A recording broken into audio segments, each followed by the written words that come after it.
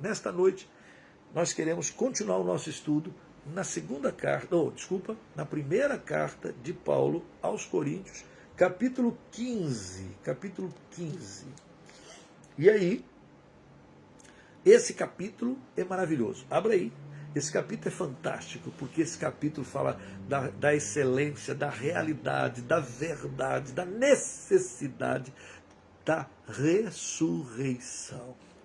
Então, já hoje, já tem gente que não acredita que Jesus ressuscitou. Já hoje tem gente que fica duvidando, mas por causa desde aquela época,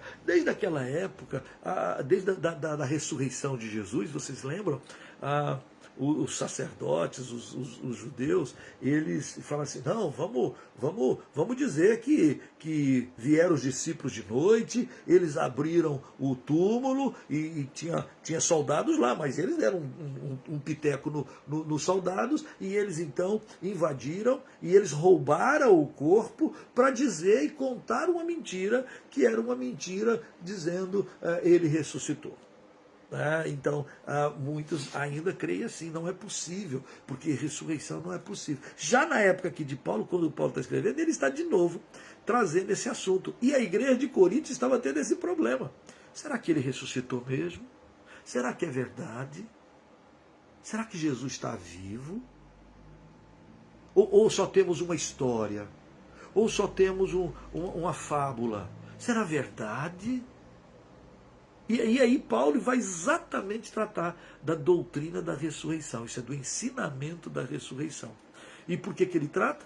E por que é importante? Porque a doutrina da ressurreição, como eu já falei em estudo passado, ela é coluna do ser cristão, do evangelismo. Ele é coluna do evangelho. Ela é coluna de você dizer assim, se eu sou crente, se eu creio em Jesus, automaticamente, necessariamente, eu creio que Cristo ressuscitou dentre os mortos. Aliás, Paulo vai dizer que se com tua boca confessares a Jesus, que Ele é o Senhor, se confessares a Jesus como Senhor, e se creres em teu coração que Ele ressuscitou, serás salvo.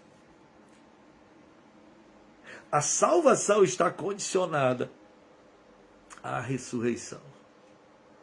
Daí tem muita gente que não tem certeza dessa ressurreição. Gosta de Jesus, acha Jesus legal, uma história boa, um cara que deu um bom exemplo, é um cara, ser de luz que veio a este mundo.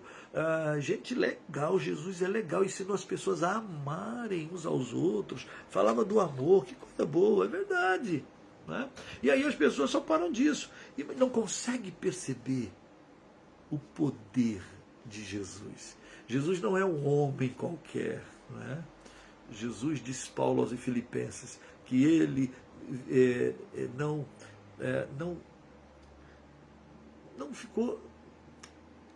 usurpou, ele sendo Deus, ele não quis, ele se esvazia, ele se esvazia.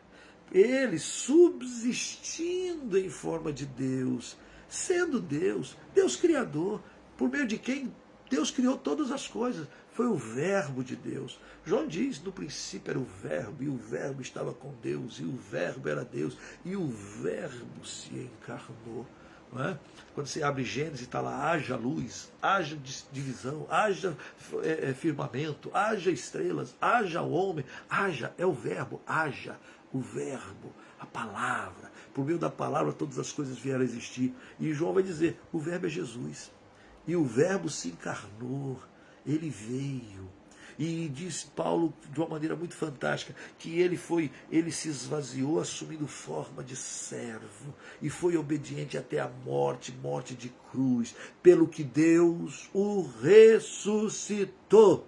E lhe deu o nome acima de todo nome, para que ao nome dele se dobre todo joelho nos céus e na terra, e toda língua confesse que Jesus é o dono, que Jesus é o rei, que Jesus é o Senhor, que Jesus é ele que manda, e todas as coisas subsistem por causa dele. Sem ele nada do que foi feito se fez, diz Paulo aos Colossenses.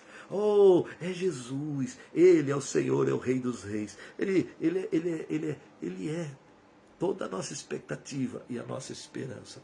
Mas a igreja de Corinto estava enfrentando exatamente essa questão do que é o Evangelho e o problema da ressurreição. E aí, a partir do versículo 11, ou melhor, do versículo 12, Paulo vai argumentar e dizer, olha, deixa eu falar umas coisas para vocês sobre a ressurreição. A ressurreição é coluna. E eu quero ler com você, aí a partir do versículo 12, diz assim no versículo 12, ora, se é corrente pregar-se que Cristo ressuscitou dentre os mortos, como, pois, afirmam alguns dentre vós que não há ressurreição dos mortos? Olha o problema que estava tendo em Corinto. Nós estamos pregando que Cristo ressuscitou dentre os mortos. Como é que vocês... Ele está falando do problema dentro da igreja. Dentro da igreja tinha gente, cristãos, que dizia que os mortos não ressuscitam. Ora, aí Paulo está exatamente pegando esse questionamento, esse problema da igreja de Corinto, e ele está trazendo para nós. Mas nós também temos isso hoje. Nós temos também muita gente que também ainda não consegue crer de uma maneira vibrante, de uma maneira verdadeira, na ressurreição de Cristo. E nossa, olha só como é que Paulo vai argumentando. Versículo 13. E se não há ressurreição dos mortos, então Cristo não ressuscitou.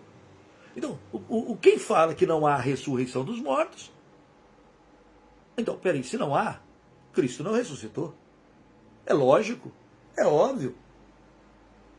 Só que aí Paulo coloca o versículo 14 de uma maneira... E se Cristo não ressuscitou, é vã, é inútil, é nada. A nossa pregação, nós pregamos que ele ressuscitou. Nós afirmamos que ele está vivo. Nós afirmamos que Jesus não é um Deus de lembrança, não é um Deus morto, não é um Deus que está preso na cova. Não, nós cremos que Jesus está vivo. Hoje, tonight. Deus está vivo, Ele está aqui comigo, glória a Deus, e Ele está aí com você do seu lado. Abre o teu coração. Mas se não há ressurreição dos mortos, é vã a nossa pregação, isto é inútil. E é vã, inútil, vaidade, besteira, a vossa fé. Olha como é coluna, entendam? Então, quando eu falo ressurreição, é coluna. Se você tira a doutrina da ressurreição, o ensino da ressurreição, a verdade que Jesus ressuscitou, o cristianismo todo cai. Porque aí o cristianismo vira apenas, que eu acho que é o que é hoje, né? O cristianismo vira uma seita, vira um sistema qualquer, vira uma religião qualquer. Mas nós não estamos falando de religião aqui, nós estamos falando de intimidade com aquele que vive. A nossa fé é naquele que está vivo, que está conosco. Então é coluna do Evangelho.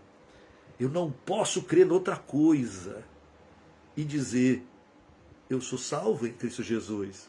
Porque até para eu ser salvo em Cristo Jesus, eu tenho que crer que Ele é o Senhor. Que Ele é o Senhor significa que Ele é o dono, que é Ele que manda na minha vida, que Ele que manda nesse universo, Ele é o soberano, Senhor de toda a terra e de tudo. E eu tenho que crer no coração, eu confesso com a boca, e eu creio no coração que Ele ressuscitou dentre os mortos. E quando eu creio que Ele ressuscitou dentre os mortos, e eu confesso com minha boca que Ele é meu Senhor, que Ele é o dono, que Ele é que manda, eu sou servo da orelha furada, né? Eu sou servo voluntário, eu sou um escravo voluntário. Ele é bom demais, Ele é Senhor demais. Eu amo, Ele me ama, Ele me protege, Ele me guarda, Ele é o Senhor. Então, quando eu confesso com a minha boca e eu creio de coração que ele ressuscitou, Paulo diz, eu sou salvo. As pessoas ficam agoniadas com esse negócio. Como é que um crente, uma pessoa, pode dizer que é salva? Não, eu digo que sou salvo, não é petulância minha, não é arrogância minha. É meus braços sendo abertos. Eu creio que ele, o que prometeu, ele, o que escreveu, ele que falou. Quem crê em mim tem a vida eterna, não entra em condenação, passou da morte para a vida. Quem disse isso? Jesus. Eu creio que ele é poderoso para fazer cumprir a sua palavra. Então, e quando eu digo, eu sou salvo, mas não tem bem nenhum em nós, não tem bem nenhum em mim que garanta a salvação, não é por obra. Não é porque eu faço bonzinho, nem porque eu faço live, não é porque você dá oferta missionária que você vai para o céu. Você vai porque você quer que outros vão também, você sabe, porque você quer reconhecer a grandeza, o poder, o senhorio do Senhor Jesus e quer demonstrar isso a todos. Então você participa, você diz, nós temos um Senhor, oh Deus, coisa boa, né? Ele ressuscitou. O problema, então, quando aqueles irmãos da igreja de Corinto estavam questionando que não há ressurreição dentre os mortos, Paulo vem e diz assim, olha, se não há ressurreição dos mortos, vamos acabar aqui. É inútil a nossa pregação é inútil, porque se não há ressurreição dos mortos, Jesus não ressuscitou. E se Jesus não ressuscitou, é inútil, é vã. Nossa vã filosofia não vai levar ninguém a nada. Nós estamos aqui presos e continuamos. Olha o que mais ele escreve, tá? Versículo 13. Cristo não, se não há ressurreição dos mortos, Cristo não ressuscitou. E se Cristo não ressuscitou, é vã a nossa pregação e vã a nossa fé. E somos tidos por falsas testemunhas de Deus, porque temos asseverado contra Deus que ele ressuscitou a Cristo, ao qual ele não ressuscitou. E se é certo que os mortos não ressuscitam. Então, se é certo que os mortos não ressuscitam, nós somos mentirosos, nós estamos aqui pregando baboseira, nós estamos afirmando uma coisa que é mentira, nós somos falsos, Paulo está dizendo, e pior, você que creu em vão, é inútil, e você está indo na igreja, besteira você ir para a igreja. Se você não crê na ressurreição de Jesus, ou melhor, que há ressurreição dentre os mortos, é inútil. Diz mais o texto, olha lá. Cadê? Versículo 15. Somos tidos falta de testemunha. Versículo 16. Porque se os mortos não ressuscitam, também Cristo não ressuscitou. E se Cristo não ressuscitou, versículo 17. É vã a vossa fé, repete. E ainda permaneceis nos vossos pecados. E ainda mais, os que já dormiram, os que já morreram em Cristo, está tudo perdido, pereceram, está perdido. Estão em algum lugar no esquecimento, no inferno e no sofrimento. Os que morreram já foi. Paulo vai aprofundando a dor, né?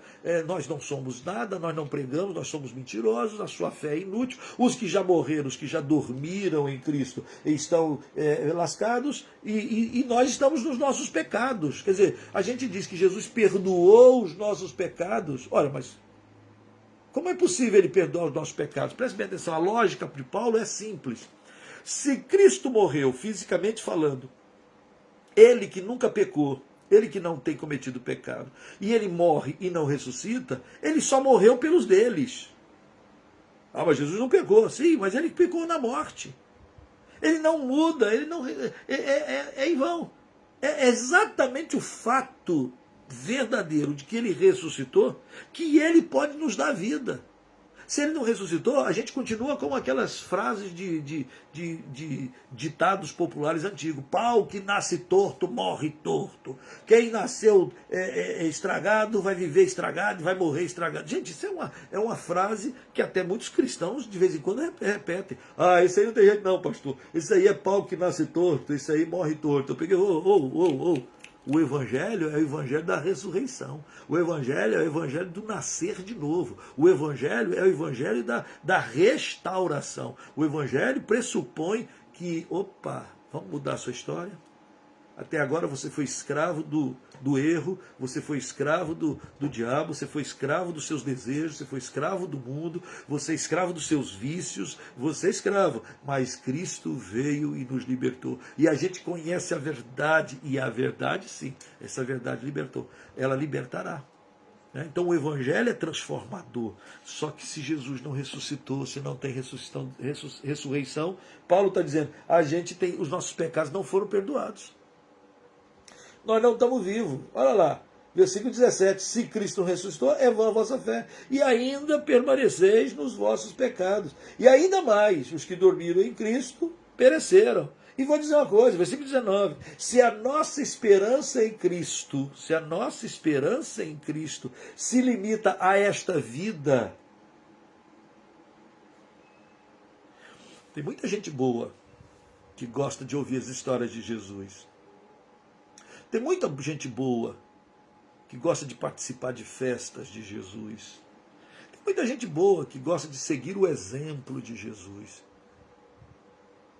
Mas tudo fecha e tudo se resume a esta vida. Paulo está dizendo que se a nossa esperança em Cristo se limita apenas a esta vida, isto é, se eu conto com Jesus, com o seu ensino, o seu poder, a sua história, se eu conto com Ele, com seus ensinamentos, somente nesta vida, só nessa vida, diz o texto, somos os mais infelizes de todos os homens. Uau! Paulo, quando ele toca nesse assunto e trata dessa questão da ressurreição, se você tirar a ressurreição, não fica nada. Então, quando alguém diz para mim, eu não acredito em ressurreição, eu falo assim, você não pode ser cristão de verdade. Ou melhor, o que você tem talvez seja uma tradição religiosa. Mas se você crê no seu interior que Jesus ressuscitou, pastor, mas como é que eu vou crer? Ressurreição é um negócio assim que difícil, não é, de crer. É mais fácil a gente crer que não tem ressurreição. É bem verdade que a palavra diz que Jesus ressuscitou o filho da viúva de Naim. É verdade que Jesus ressuscitou Lázaro. É verdade que Jesus ressuscitou. Até na sua morte, a Bíblia diz que quando o Jesus diz, está consumado, o véu se rasgou, mortos ressuscitaram e foram vistos lá por seus familiares. Para provar o quê? Que há ressurreição, que Deus tem o controle da vida, que ainda, quem crê em mim, disse Jesus, quem crê em mim, disse Jesus, ainda que esteja morto, viverá. Mas não há ressurreição. Paulo disse, não há, se vocês estão guardando isso no coração de vocês, se vocês estão, em vez de crer no poder da ressurreição, vocês estão descrendo disso, com aparência de sabedoria, com aparência de filosofia, com de sei lá o quê, de entendimento disso, aquilo. Se vocês estão tirando isso, vocês estão jogando por terra tudo que vocês ouviram. Vocês estão jogando por terra tudo que foi pregado. Jesus, vocês estão jogando por terra toda a sua fé. E vocês ainda continuam nos seus pecados. E todos aqueles que já passaram por nós e morreram, estão agora na glória, eles não estão na glória, eles estão perdidos. Eles não têm nada. Se Cristo não ressuscitou. Não há salvação sem ressurreição. Não há verdadeiro cristianismo. Porque cristianismo pressupõe eu sigo a Cristo. Cristianismo significa eu creio em Cristo e eu obedeço a sua verdade e a sua palavra. Não é para ser uma religião, né, que tem apenas regras, direcionamento, festas, luas novas, sei lá, não é só isso. É ele aqui conosco, ele aqui. Onde eu vou, ele vai. Onde eu vou, ele vai. Ele está conosco, ele é Emmanuel, Deus conosco. E ele é o sumo sacerdote, diz Hebreus, que se compadece das nossas fraquezas. Ele sabe que nós somos essa coisa. Ele sabe que nós somos fracos. Ele sabe que nós somos falhos. E ele nos ama. E ele sabe de tudo isso porque ele passou pela vida. Isto é, ele nasceu da terra idade, ele teve que aprender como criança, ele tropeçou, deve ter caído, deve ter corrido, deve ter fez xixi na fralda, fez tudo isso. Depois, quando ele começa o ministério, diz lá, ó, os lobos têm seus covis, as aves do céu têm seus ninhos, o filho do homem não tem onde reclinar a cabeça. Olha o que Jesus faz. De repente você está fazendo, minha cama está dura, minha cama está mola, está quebrada, pastor. Minha espuma está deformada, pastor. Pastor, dormi mal. Gente, você teve um travesseiro, você teve um colchão. O filho do homem não teve um travesseiro. Não tinha um carro, não tinha avião, não tinha uma bicicleta, não tinha uma motocicleta. O filho do homem não veio para ser servido, veio para servir. Em outras palavras, os Hebreus vai dizer, nós não temos um sumo sacerdote que não possa se compadecer das nossas fraquezas.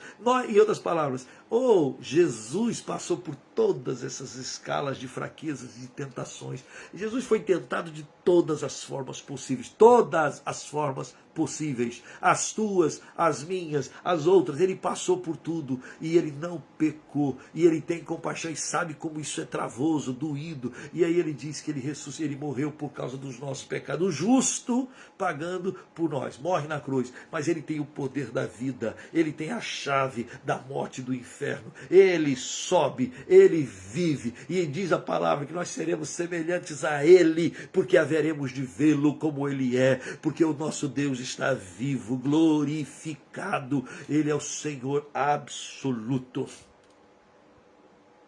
Quando você joga todo o sacrifício de Jesus dizendo não há ressurreição dos mortos, anula-se todo o evangelho. A igreja de Corinto estava passando por essas coisas. Alguns estavam falando isso e Paulo vai logo na jugular. E mais do que isso, a partir do versículo 20, ele começa a dizer coisas importantes para dizer, ele ressuscitou. Olha só, mas de fato, interessante essa expressão de Paulo quando ele diz de fato. Ele está falando, não é uma historieta, não é uma invenção dos apóstolos, não é uma invencionice, não. De fato, Cristo ressuscitou dentre os mortos. Ressuscitou. Sendo ele as primícias dos que dormem. O que significa dizer isso? Bom, primeiramente, é bom entender, isso não é uma história de carochinha, isso não é uma fábula, isso não é uma invencionice de alguns homens daquela época. Não, é um fato. Pastor, mas quais são as provas disso? Bom, Paulo vai elencar algumas. Vai falar daqui a pouco de algumas delas. E a gente pode abranger outras. Mas eu acho só que o que Paulo fala já é mais do que suficiente. Porém, ele fala disso. É fato. Não é factoide. Né? Não é fake news. É fato. É verdade. Ele ressuscitou. E ele é as primícias dos que dormem. Como assim as primícias? Ora, bola, é o seguinte... Lázaro morreu e Lázaro ressuscitou, tá certo? Certo, mas morreu e ressuscitou. Jesus foi lá e ressuscitou. Só que depois Lázaro morreu de novo. O filho da viúva de Naim ressuscitou, cuidou da mãe dele, viveu, a Bíblia não fala mais nada dele, viveu bastante, um dia ele morreu. Todos os que ressuscitaram, depois morreram de novo. Mas Cristo, as primícias dos que dormem, significa é o primeiro. É o primeiro que, provando da morte, ressuscita para nunca mais morrer. E em segundo lugar, quando ele diz as primícias, significa ele é primeiro, mas significa que vem mais por aí. Não é? Olha que coisa linda. Ele é o primeiro. Primícias. A melhor da coisa. Ele vem. Ele é o primeiro. A primazia. Não, o Senhor. Mas isso também está dizendo que virão outros. E esses outros, nós queremos e estamos crendo no pacote. O pacote. Que é o pacote? Ele ressuscitou, nós também ressuscitaremos. E aí Paulo vai tratar sobre isso nesse texto da carta dele aqui aos Coríntios. Vamos ver mais alguns versículos para você começar. Não vai dar para a gente ler, caminhar tudo, mas eu queria ler aqui mais alguns versículos para você ver, como ele dizendo, de fato, Cristo ressuscitou.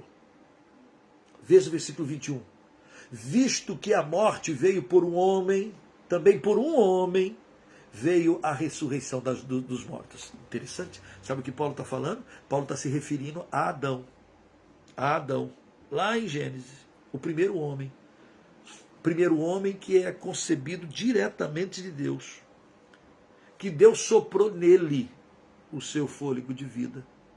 Adão. Adão desobedece, Adão peca, Adão traz para nós a morte, porque a Bíblia diz que se pecar, a alma que pecar, essa morrerá. E quando Adão peca, Adão trouxe a morte. Adão trouxe a morte. Morte física, morte espiritual, morte eterna. Algumas pessoas, de uma maneira muito simples, eles vão dizer assim, Adão não morreu, porque ele depois continuou no jardim, depois Deus o expulsou do jardim, e ele teve filhos e filhas, e etc, etc. Então ele não morreu. Não, ele morreu. Ele morreu. Ele morreu espiritualmente. Ele morreu espiritualmente, isto é, ele foi separado de Deus. A palavra morte significa separado, separação. Então, quando você se separa de alguém, houve uma morte. Houve uma morte. Quando as pessoas estão lá, como Adão, unido a Deus e pecou, Adão se separou de Deus. E um abismo enorme veio entre o homem e Deus. Adão se perdeu. E Deus, desde o jardim, Deus está procurando o homem. É Deus, assim que Adão peca, é Deus que vai ao encontro dele. Adão, Adão. Ah, Senhor, eu arrumei aqui umas folhas aqui, porque eu estava pelado. E Deus, quem é que te fez saber que você estava nu? Não, Senhor, é que você comeu da árvore, né? Você me desobedeceu, né? É, Senhor, a mulher que tu me deste, ela me mostrou e eu comi. Por Adão vem a morte. O salário do pecado é a separação de Deus. E nessa separação de Deus, nessa morte espiritual, chega uma hora que há uma morte física. A morte física é consequência também do pecado. A pessoa está separada de Deus, e chega um dia que a alma é separada do corpo, o corpo volta ao pó, e a alma vai se apresentar diante de Deus. Mas ele morreu fisicamente longe de Deus. Quando uma pessoa morta, isto é, separada de Deus, morre fisicamente, a morte física se junta à morte espiritual, e isso produz o que nós chamamos de morte eterna. Separação eterna de Deus. Que coisa horrorosa, que coisa dura. Nenhum ser humano deveria querer testar isso.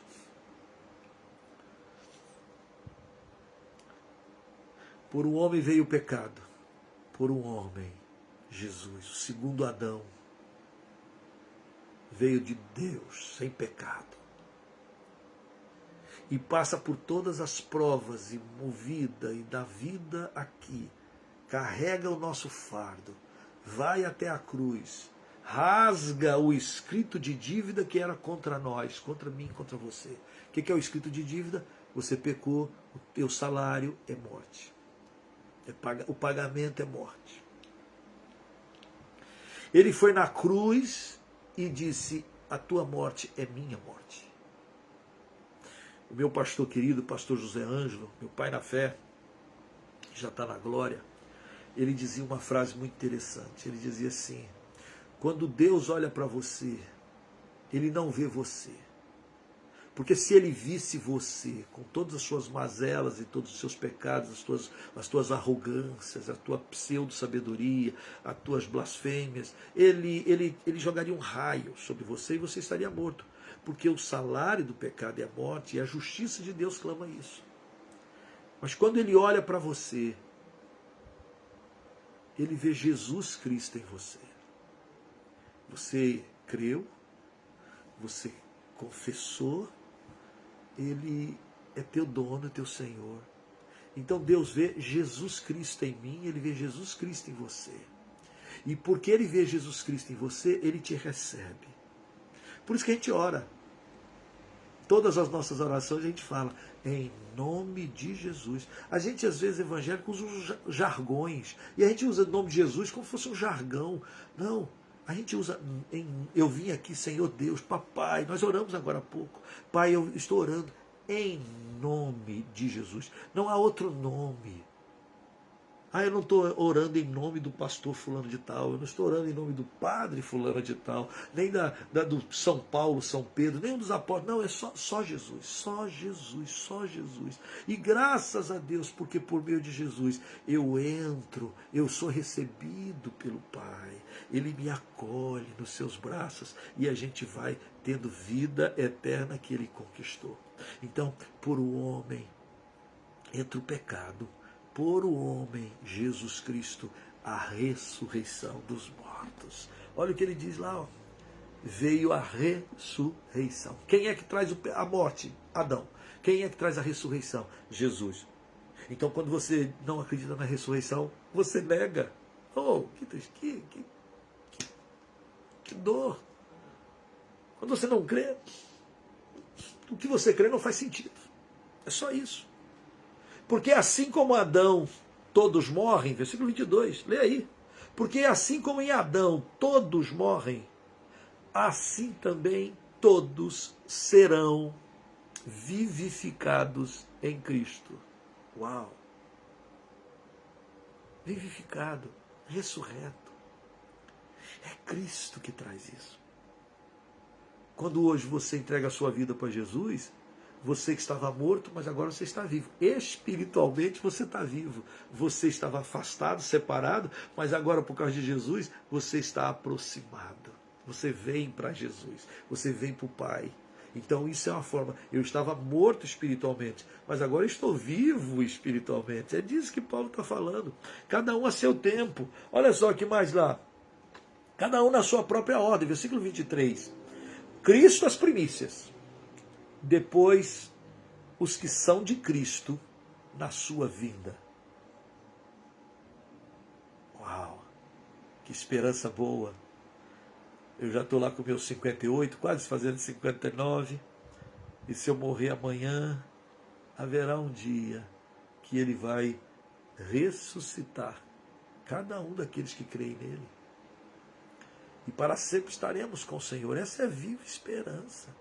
Você vai em alguns cemitérios e encontra aqui assim, umas frases muito doidas, muito trágicas.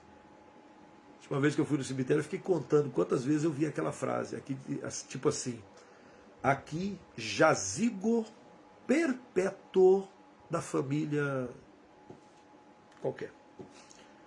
É uma frase terrível, porque jazigo significa o local, é o caixão, é o lugar onde os corpos estão, e ele é um jazigo perpétuo, e a palavra perpétuo significa para todos os tempos e épocas, para eternidade, perpétuo.